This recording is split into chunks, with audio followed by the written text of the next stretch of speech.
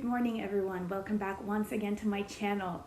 Today's video, I know that I say that every time that today's video is going to be a little bit different, but this one is definitely different. I have hit 100 subscribers and that's weird. I'm definitely happy, but that's not at all what I expected of this channel to become. I know it's just 100 subscribers and I'm, talking here as if I had, reached 1 million followers, but you know what? It's a big deal for me because never ever in my entire life would I have thought that I was going to have the guts to start my own YouTube channel. I'm very thankful, and as promised, I'm going to do a little Q&A as a thank you for 100 subscribers. So without further ado, let's get started. So I have here the questions. I wrote them down because there are some repeated. Let's just start with an easy one.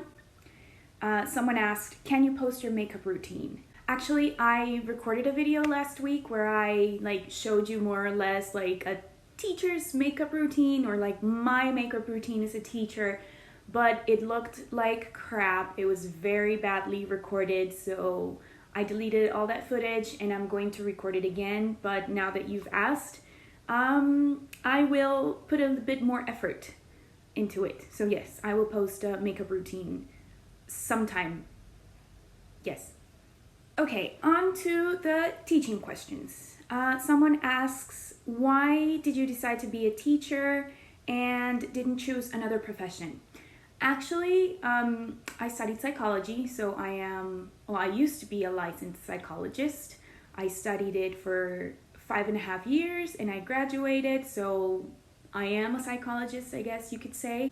But halfway through, I started teaching at a language center in a university here in Medellin, and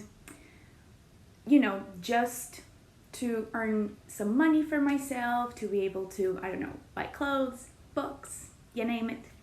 And I realized that, maybe I had chosen the wrong path. But you know what? Having studied psychology has helped me a lot in my career as a teacher, because it's helped me understand the development of the child, the brain of the child, the emotions of the child. So it definitely wasn't wasted time, definitely. Related to that question, someone asked, if you could go to the past and change your career, would you? Well, when I was in 11th grade, I was in between two careers, teaching and psychology. And I don't know why I didn't choose teaching. I guess I was scared because it's a weird career to follow. Not a lot of people, see teaching as a good career, I don't know, money-wise or whatever. So I went through psychology. So I guess if I could go back, yeah, I definitely tell my younger self, my 17-year-old self, to choose education. I think that would have helped me a lot. But like I said previously, I loved studying psychology and I learned so much and I apply it every day as a teacher. So it's okay. Someone else asks, what would you do if you weren't a teacher? I guess I would have been a psychologist, a therapist. I wanted to work with children under difficult circumstances, so abuse, all sorts of physical, emotional, psychological abuse. Or I would have worked at a hospital, because that's where I did my internship. I did my internship in a hospital and I loved it. I worked with the children's ward. Another question is, if I didn't teach English, what other subject would I teach? I would love to teach history. I love history. I think that it would be so cool, and I sometimes try and incorporate a little bit of history in my lessons. If we're reading something that needs to have a historical context, I definitely include it, and I have so much fun creating those projects. Another question is, what do I like the most about being a teacher? This answer is going to be oh, really? But I love everything about being a teacher.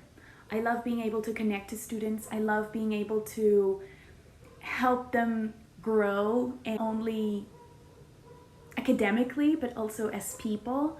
watching them grow is the greatest experience. You feel very old, and I do. Like, some of my students, who are in 7th grade, when I taught them, now are in 10th grade, and I'm like, whoa. But I love it. I love being able to see how they develop, how they're able to create their own ideas and have their own personality, being able to, flourish. It's just amazing. It's an amazing feeling. And I'm not gonna lie, I love speaking in English, so it's definitely a plus. I get to speak English at all times, and I get to read wonderful books with you guys. So it's just everything. It's a very rewarding career. It's a very rewarding path. I love it. I love it. I wouldn't change anything about it. I feel like I am my true self when I am in the classroom. And that's actually another question that someone asked me.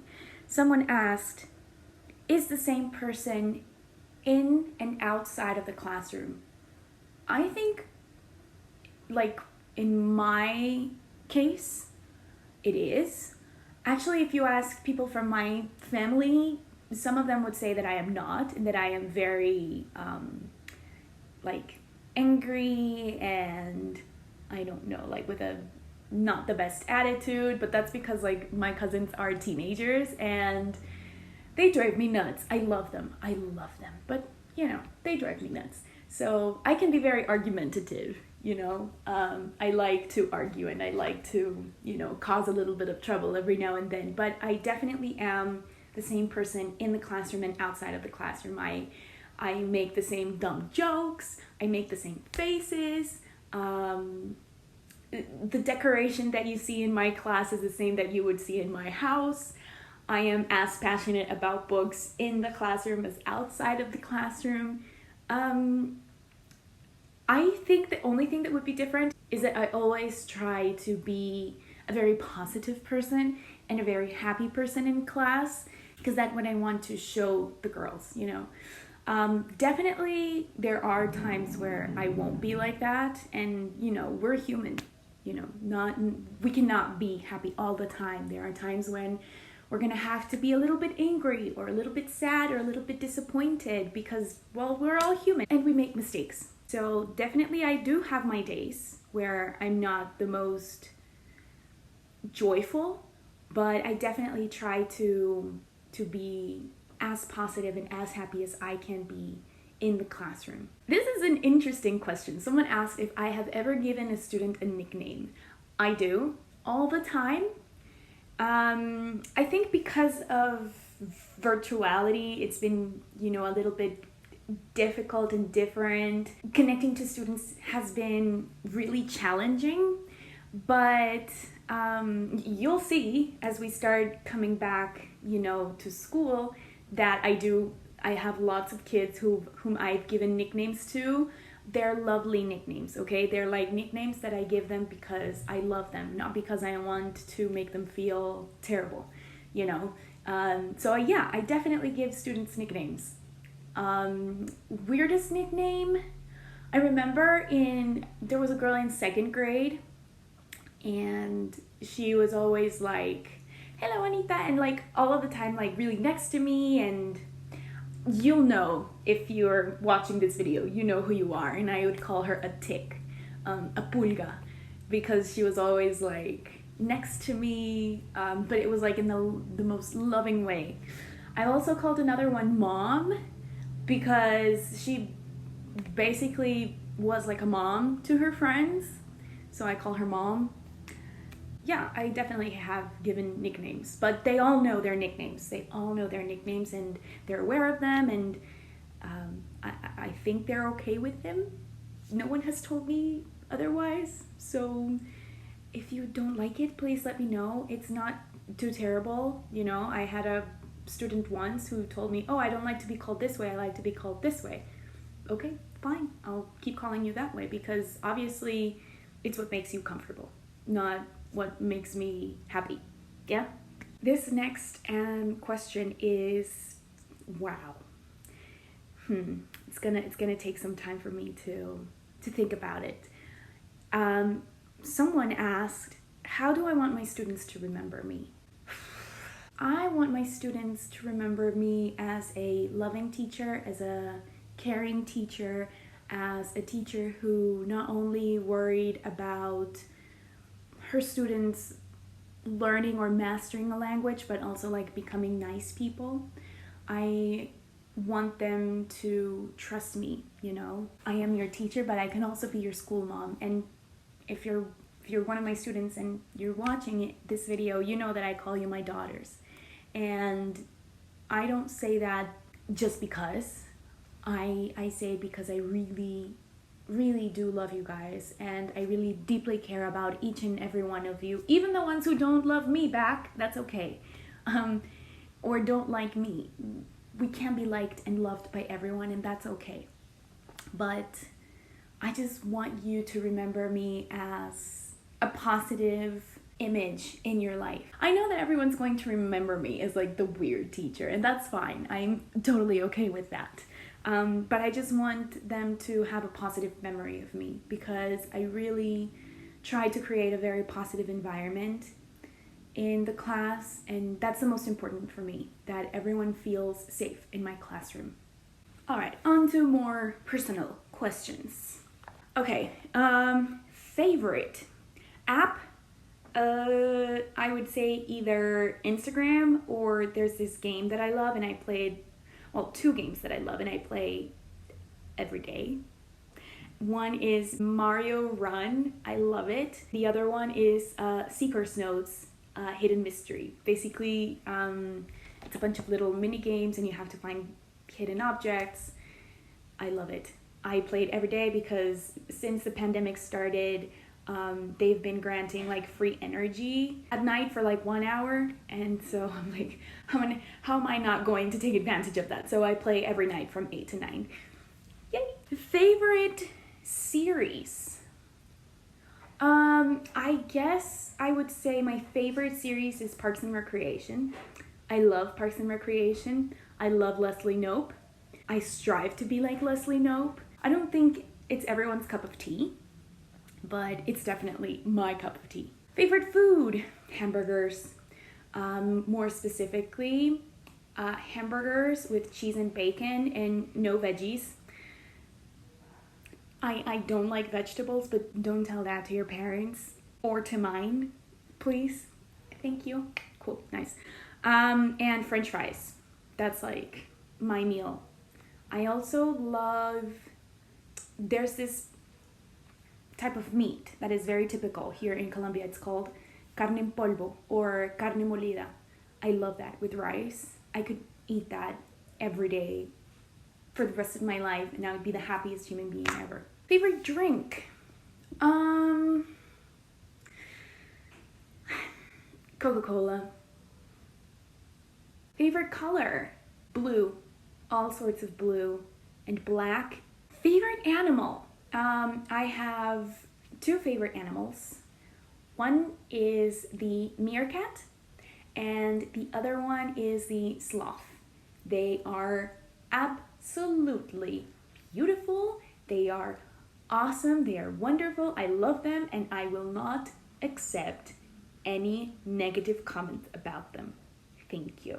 Favorite country? I mean, I love Colombia. It's my country. It's where I was born, where I grew up, where I live. But definitely Norway is right up there as well, because some of my family comes from Norway. So, and I haven't visited it, so it makes me want to like be there and love it more. So Colombia and Norway. Favorite class when I studied at school? English. English was my favorite course since I was in pre-kinder and all the way up to 11th grade, senior year. Definitely English. I was never bored in English. I had awesome English teachers. And the next question is favorite teacher. All of my English teachers. Adri, who I worked with, and it's amazing. It's the best thing ever. It's surreal, but it's so awesome to be able to work with your teachers. It's just awesome. David in 9th grade was amazing, and Ernie in 10th and 11th grade, my 2 last years in school, were awesome, and his classes are what I would love my classes to be. So yeah, my English teachers. Favorite book? This is a tough one because I cannot choose just one. So I'm gonna give you some of my favorite books. Hi, it's me. So my camera just died and I'm recording this from my phone because I don't know why. I just felt like I needed to let you know.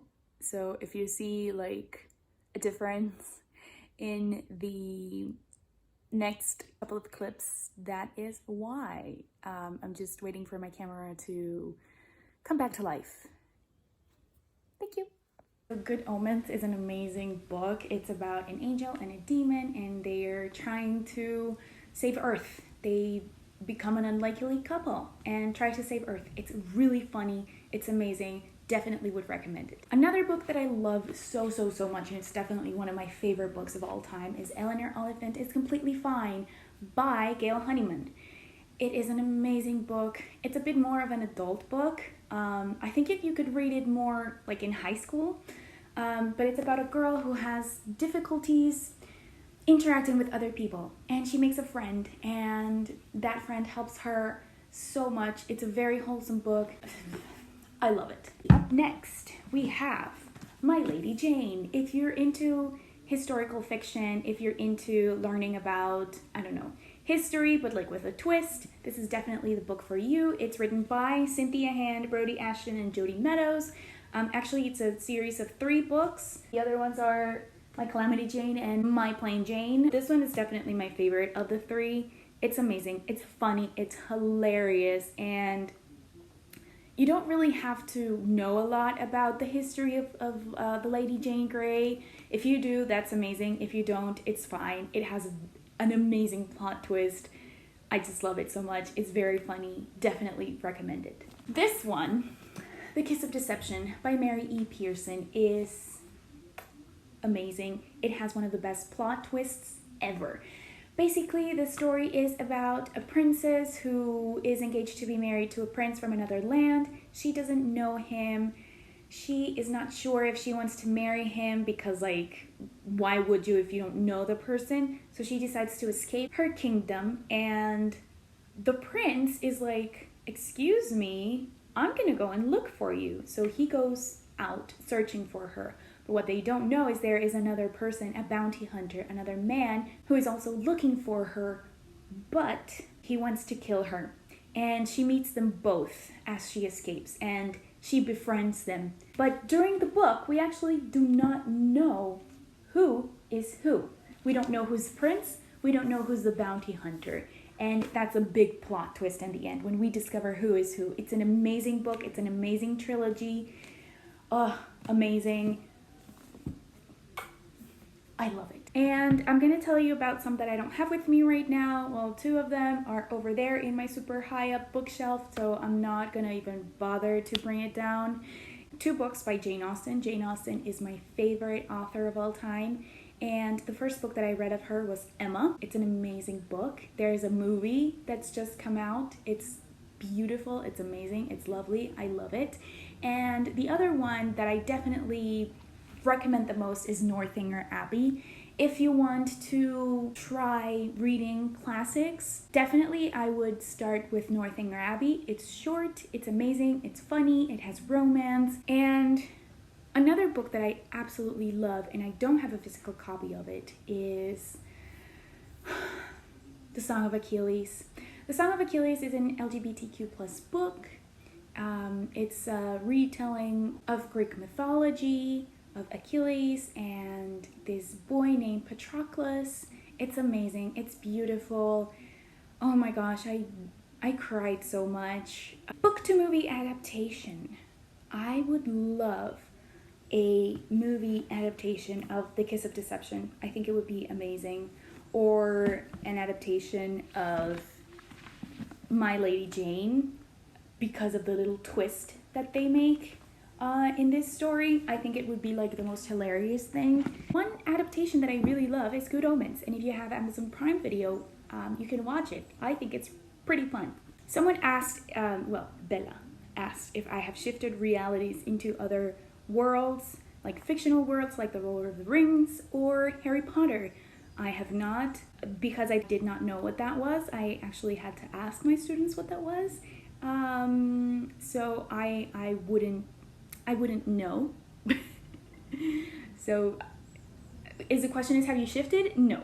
Will I? I don't know. I have to research more because I have absolutely no idea what that is. Someone asks, if you could choose what century to live, would you stay in this century or would you go somewhere in the past? I love here. I love it right now. It's definitely not the most perfect world, but at least women have rights and they're able to do whatever they want with themselves, with their bodies, with their careers. So definitely that's a big plus. However, if I had the power to time travel, I'd definitely go to Elizabethan era, Tudor era, just because of like the fashion. Yeah, or being able to watch Shakespeare live. I'd also love the Regency era, and maybe to, have read Jane Austen, in those times, because in those times Jane Austen was like, whoa, it hit different at that time. So definitely those, but I wouldn't live there forever because basically women were nothing. So no. The last question before I move on to like the YouTube questions is, who am I grateful for in my life? I'm grateful for everyone I meet. I'm grateful for everyone in my life, and those who were part of my life but are no longer there. But I would say that I'm most grateful for my family, for my friends, obviously, but my students. They teach me so much, and I love them all so much. And, you guys are my daughters, whether you are in class with me right now or you've already moved on to other classes and other teachers. I still love you very, very much. I would say, however, my favorite person in the entire world, the person that I am the most grateful for, is my grandma.